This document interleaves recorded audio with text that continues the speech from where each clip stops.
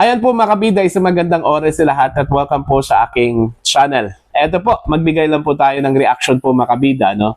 Dito ho sa post po ni Mr. Jarius Bondok, isa pong kilalang kolumnista po mga kabida, no? Ito po ay patungkol ho sa 61 million counts, okay? 61 million counts na cyber fraud, ano? Na isinampa po mga kabida ng iba't ibang grupo, ano po? Diyan po sa National Bureau of Investigation, ano po, laban ho dito kay COMELEC Chairperson Erwin George Garcia mga kabida. Ito po ay may kaugnayan po ano sa nangyaring election po noong May 12, 2025 mga kabida.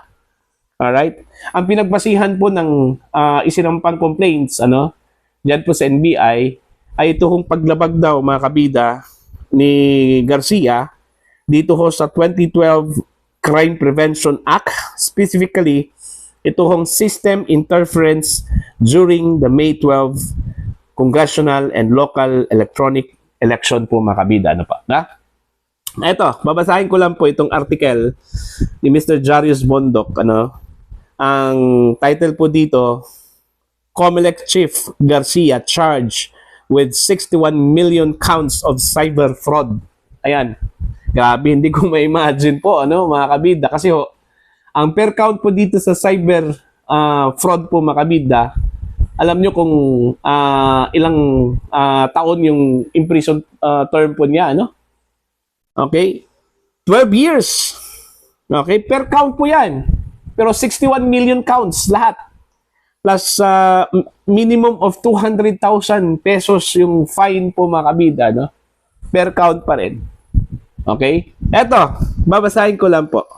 COMELEC Chairman George Garcia has been charged with 61 million counts of cyber fraud. Each count fetches imprisonment of 6 years and 1 day to 12 years, plus minimum of 200,000 pesos fine, increasable to a maximum amount of proportionate to the damage caused by the offense. Garcia was accused of breaking the 2012 Cybercrime Prevention Act, specifically system interference during the May 12 congressional and local electronic election. Also impleaded at the NBI last week were COMELEC commissioners Aimee Ferolino Ampologio, Roy Bulay, Nonina Tangaro, Kasinga, and Nelson Celis, Ernest Maceda, and Noli Pipo. Ayan, ito po yung mga respondents po, mga kabida, no? Okay? System interference. Ano po ito? Supposedly was committed 3 ways. Ano po? Okay? Ano po yung tatlong mga paraan po, ano? Dito ho sa pag-commit ng system interference po mga kabida. Unang-una, the wrong source code was installed in 110,000 precincts counting machines. Ayan, wrong source code. Isa yun sa mga paraan ano, dito ho sa sinasabi hong system interference mga kabida.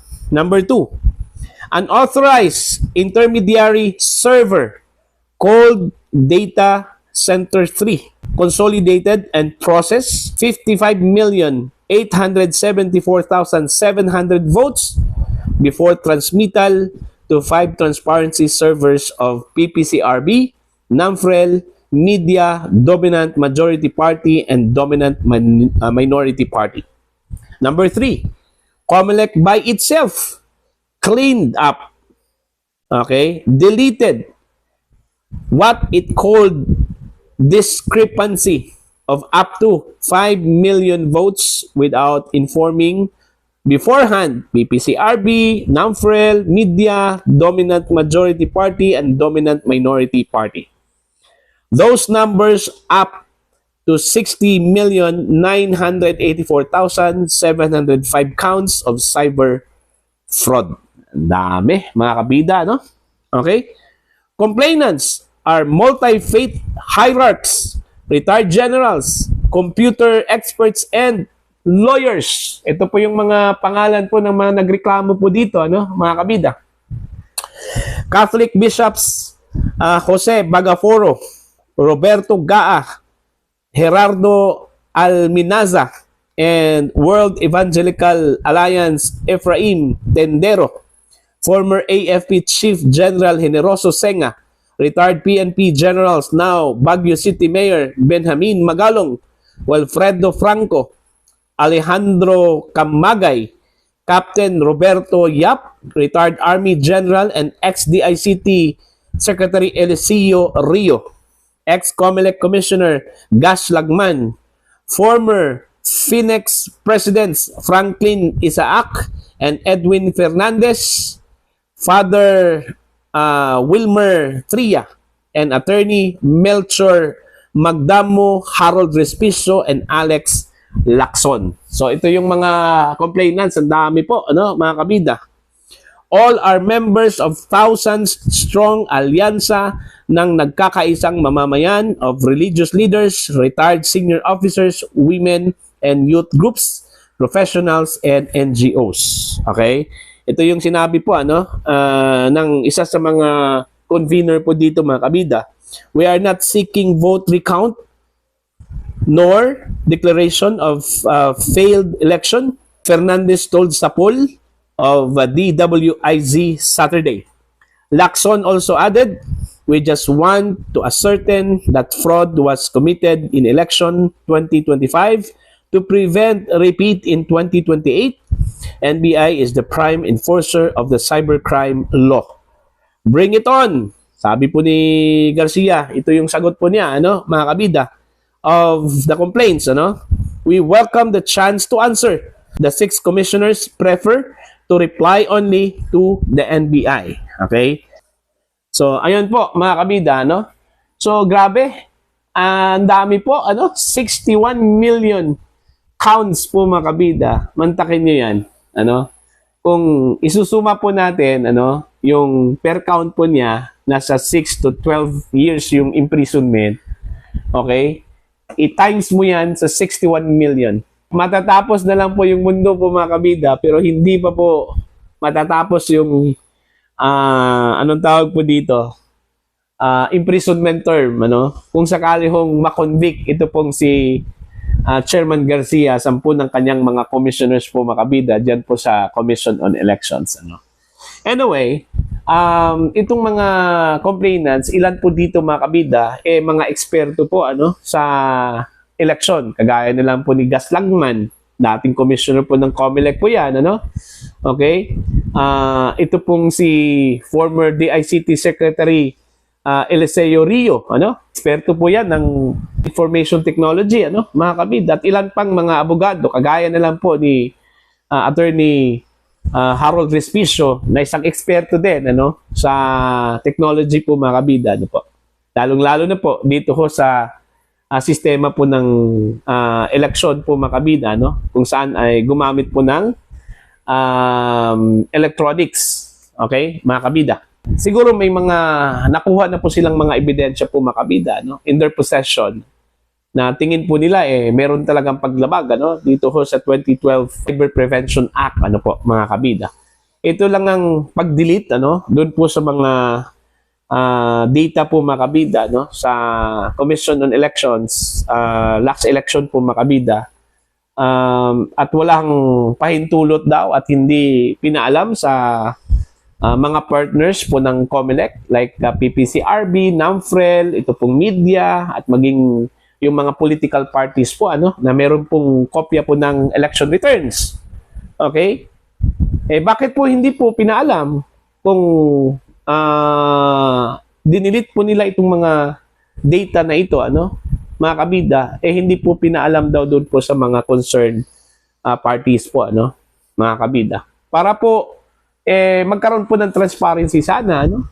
Okay, kung totoo po yung charges po, mga kabida, na hindi daw pinaalam at basta-basta na lang pong dinilit ito hong mga datos po, mga kabida, okay, hindi naman po maganda po yon, ano? Okay? Kung totoong hindi po pinaalam po, mga kabida, no, ng Commission on Elections.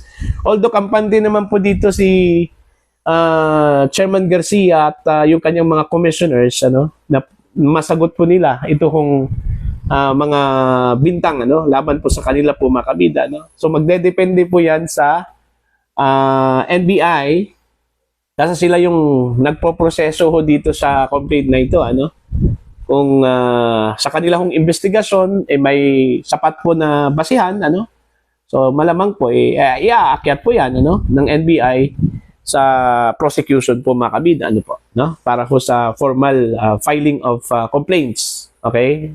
Yan po sa prosecution, okay? And then eventually, kung meron pong probable cause, pupunta yan sa korte po mga kabida. Pero hindi ko lang lubos na maisip po, ito pong penalty po kung sakali hong magkaroon po ng conviction, mantakin nyo 61 million. Okay? Ilang taon po yan, nabubunuin po mga kabida kung sakali ho. Okay? Kaya ang sinabi ko po kanina, magunaw na ang mundo. Pero hindi pa po maubos itong prison term na ito. Okay? Millions of years po yun. Di ba? Millions of years po yun, mga kabida. Yung prison term po. Antakin nyo per count is hanggang 12 years yung imprisonment. Hindi pa po kasali yung pera po, yung damages po, o fine, mga kabida, na pwede hong ma-incur dyan po sa conviction kung sakali hong ma-convict. Kung ma-acquit, wala hong problema, mga kabida. Pero dito lang po tayo sa conviction. Hindi ko lang talaga ma-imagine po, kung paano ho harapin po yan ng mga respondents. So, titingnan na lang po natin, mga kabida, kung magkakaroon po ng development dito ho sa complaints na ito, dyan po sa NBI. Depende na po yan sa magiging resulta po ng investigasyon po ng NBI. Kasi una-una po, mag-imbestiga yung NBI po dyan, Okay? Titingnan po nila yung complaints kung may sapat na basihan ba, mga kabida. Okay? Kung meron po, yun na po. Tuloy-tuloy na po yan, mga kabida, hanggang doon po sa korte.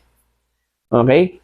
Pero dito ho sa karami hong mga counts na isinampa po, mga kabida, aabutin po ng yan. Siyam-siyam po yung complaints o kaso na yan, mga kabida.